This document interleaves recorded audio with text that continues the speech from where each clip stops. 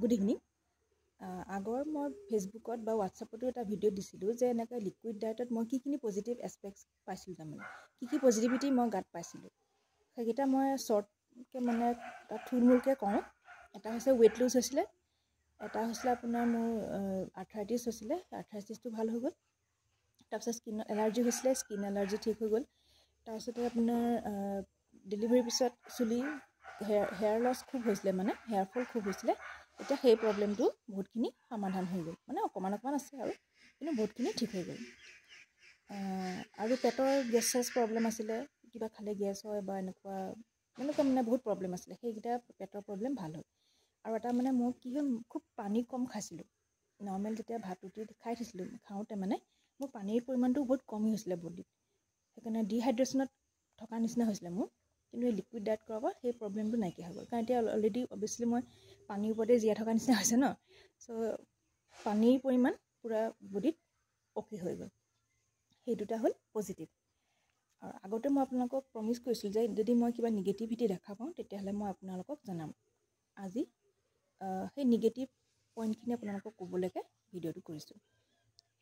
Negative আচলতে পজিটিভখিনি পোৱাৰ পিছত এই নিগেটিভখিনি মনলৈ নাহে বাৰু, কিন্তু তথাপিও অকণমান মাজে মাজে ফিল হয়, সেইকেইটা কওঁ।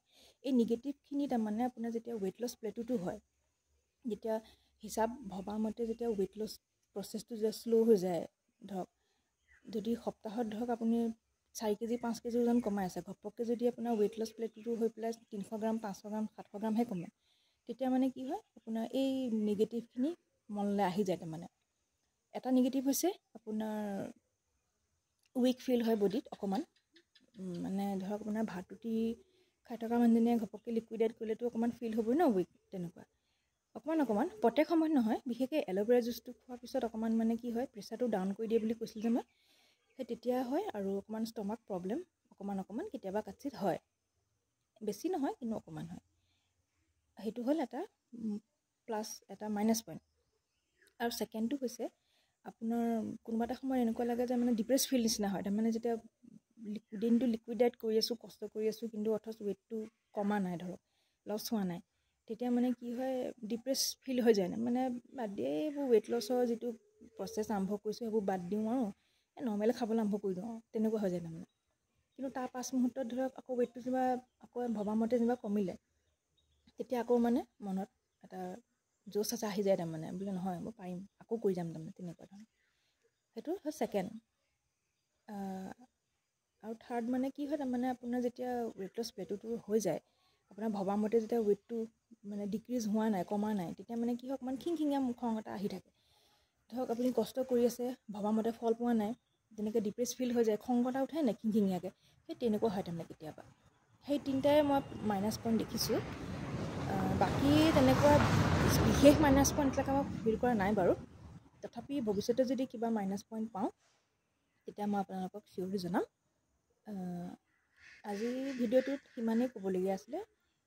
আকৌ মই তাৰমানে 2-3 দিন হৈছে আজি সৈতে মিলাই আকৌ লিকুইড ডায়েট ষ্টাৰ্ট কৰিছোঁ। যেতিয়া মই নৰ্মেল খাইছিলোঁ, 8 দিনমান মই নৰ্মেল খাই দিলোঁতো, সেইটো কাৰণে মানে কি হয়, আপোনাৰ 1 কেজি 700 গ্ৰামমান বাঢ়ি গ'ল। তাৰমানে এই নৰ্মেল খোৱা দিনত মানে মই চকলেটো খাইছিলোঁ তাৰমানে 2 দিনমান। তাৰমানে কি হয়, মোৰ চুগাৰ তাৰমানে